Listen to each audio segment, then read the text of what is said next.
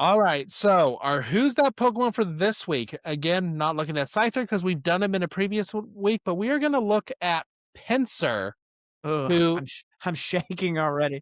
in Japanese is known as Kylios, and Strongest Muffin says it's nightmare fuel. It absolutely is muffin. So, some basic information on Pinsir.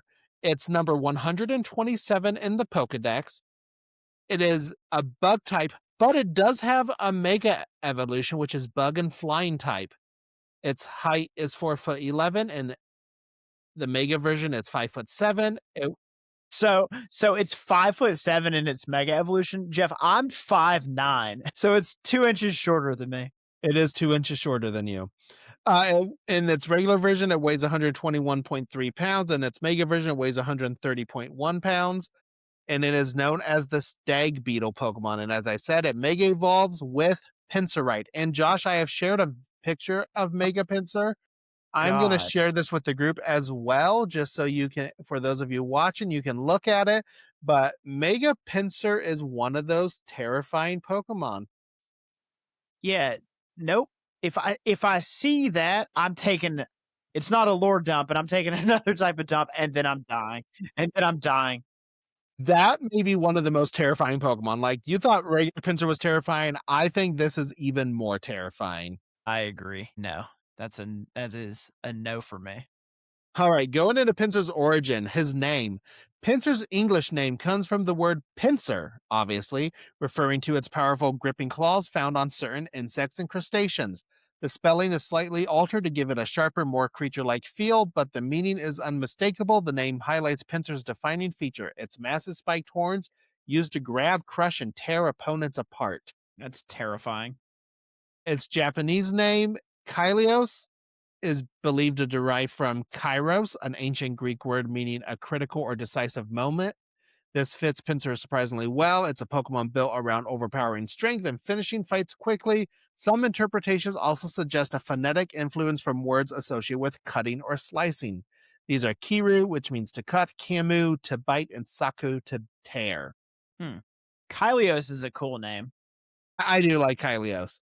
That is a cool name. What is Pinsir based off of? So its primary inspiration is the stag beetle. Pinsir's most obvious influence is the stag beetle, especially male stag beetles known for their oversized mandibles. These beetles use their pincers to grapple rivals, compete for territory and mates, and rely on raw strength rather than venom or speed.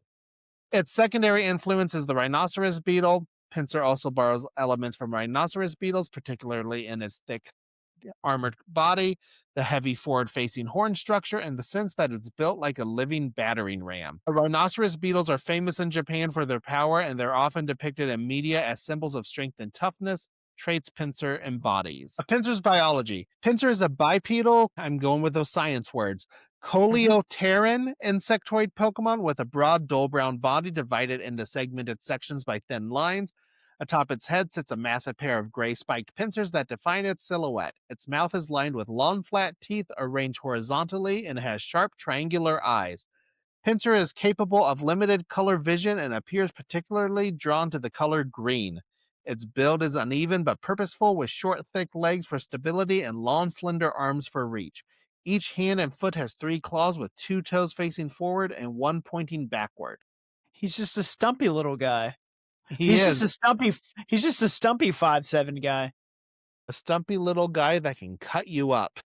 that will crush your bones in its teeth, in its mandibles. Pinsir uses its powerful pincers to crush, toss, bludgeon, or tear opponents apart. It can lift objects weighing twice its own body weight and easily shatter logs. I think they mean bones. I mean, it could probably shatter logs too. Yeah, probably. I know, that was a joke. Once prey is caught, the piercing thorns and raw strength of its horn keep the target firmly trapped, and Pinsir will not release it until it has been torn in half.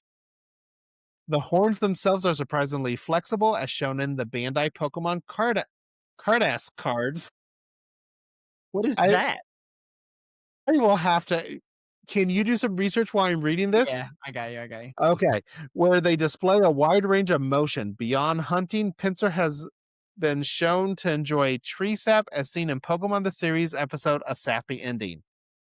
Pinsir inhabits temperate forests and dense jungles where it either burrows underground or hides among treetops during cold nights that would otherwise leave it immobile. In Pokemon Sleep, it is shown burrowing into the ground to rest with only its pincers protruding from the surface. In the Alola region, Pinsir is known to have a rivalry with Vikavolt, but it gets along well with Heracross. Among its own kind, Pinsir judge one another by their pincers, which play a major role in determining popularity with the opposite gender.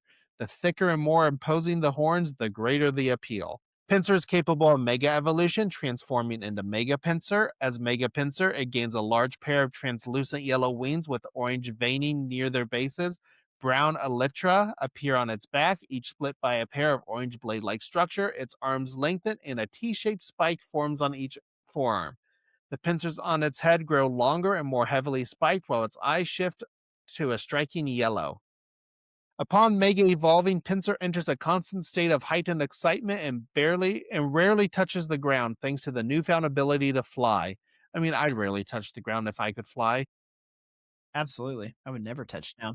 Can reach speeds up to 30 miles per hour and uses its massive horn to pierce enemies before shredding them midair. Despite its size, it can lift opponents up to 10 times its own weight with ease and continue flying effortlessly, turning it into a relentless aerial predator. All right, did you figure out what Bandai Namco Cardass is? So I'm gonna assume that it's Cardass. Cardass. But it's not spelled that way, so I'm calling it Cardass. Cardass is a name given to Bandai's card vending machines and uses a generic term given to the cards sold by these machines. And then it goes into why the name was inspired by AIMDAS, Automated Meteorological Data Acquisition System, and somehow they ended up at Cardass. And then it says the Bandai Pokemon Cardass games are the first official set of collectible Pokemon cards dating from September 1996, a month before the first base set of TCG cards Okay. were published. These card sets were manufactured by Bandai Cardass between 1996 and 2000 in Japan. I just wanted to say Cardass at least one more time. Okay. So, yeah, so probably before they figured out what their brand was. All right, let's go into some Pokédex entries. Pokemon Red and Blue says if it fails to crush the victim in its pincers, it will swing it around and toss it hard. Pokemon Yellow says that wording is just weird. Pokemon Yellow says grips its prey in its pincers and squeezes hard. It can't move if it's cold, so it lives in a warm places. Funny enough, Josh can't move when it's cold either. I know, that's why I live in the most humid place on Earth, next to the Amazon. Pokemon Stadium says grips and tears at its enemy with the two pincers on its head. Enemies with hard bodies are gripped and tossed. Pokemon Gold says with its horn it digs burrows asleep in at night. In the morning, damp soil clings to its bodies.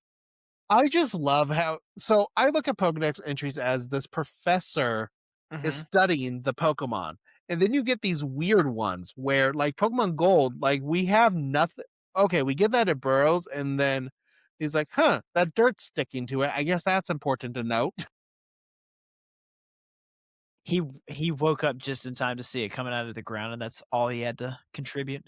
Yes. Pokemon Silver says, swings its long antlers wildly to attack. During cold periods, it hides deep in forests. And I'm pretty sure Pokemon Silver is the only one that calls them antlers. Yeah. Pokemon Crystal says, when the temperature drops at night, it sleeps on treetops or among roots where it is well hidden. That's got to be a big tree for that big giant Pinsir to be able to sleep and hide down there. Well, and that also contradicts because the other Pokédex entry says it burrows into the ground when it sleeps. Pokemon Ruby says, Pinsir is astoundingly strong. It can grip a foe weighing twice its weight in its horns and easily lift it. This Pokemon's movements turn sluggish in cold places. Pokemon Sapphire says Pinsir has a pair of massive horns. Protruding from the surface of these horns are thorns. These thorns are driven deeply into the foe's body when the Pinsir closes, making it tough for the foe to escape. It has thorns on its horns? It has thorns on its horns. Pokemon Emerald says their pincers are strong enough to shatter thick logs. Because they dislike cold, Pinsir burrow and sleep under the ground on chilly nights. Pokemon Fire Red says its two long Pinsir horns are powerful. Once they grip an enemy, they won't release until the foe is torn. Torn by the thorns on its horns? And then it's forlorn. Pokemon Sun says it grips its prey in its pincers and splits them apart. Although it's a powerful Pokemon, it can't deal with the cold. Pokemon Moon says one solid blow from its horn is enough to split apart a large tree. Its greatest rival in Alola is Vikavolt. Then Ultra Sun says it gets into territorial disputes with Vikavolt for some reason. It apparently gets along well with Heracross and Alola. They're just bros.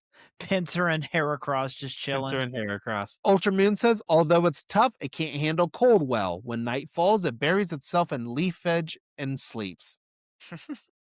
And then Pokemon Sword says these Pokemon judge one another based on pincers. Thicker, more impressive pincers make for more popularity with the opposite gender. I always thought humans were animals, but it turns out we're Pokemon. For Pokemon, they're showers. Yeah, they're definitely showers, not growers. They're showers and growers. And growers. He does have that mega evolution. All right. New Pokemon Snap says you may have spotted Pinsir's prominent horn sticking out of the ground in the nature park at night. It burrows beneath the ground to protect itself from the cold. And then Pokemon Sleep says although it's tough, it can't handle cold well. On especially cold nights, it buries itself in the ground and sleeps. Apparently, its two impressive pincers always stick out above ground when this happens. And then some Mega Evolution Pokédex entries we have from Pokemon Sun. The influence of Mega Evolution leaves it in a state of constant excitement. It That's the way it pierces works. the opposite gender is really liking that. It pierces enemies with its two large horns before shredding them. Pokemon Moon for the Mega Evolution says, bathed in the energy of Mega Evolution, its wings become unusually developed. It flies at speeds of approximately 30 miles per hour. What does that mean, unusually developed? That's a good question because they look just like wings. Yeah. Pokemon Ultra Sun says after Mega Evolution, it becomes able to fly. Perhaps it's because it's so happy it rarely touches.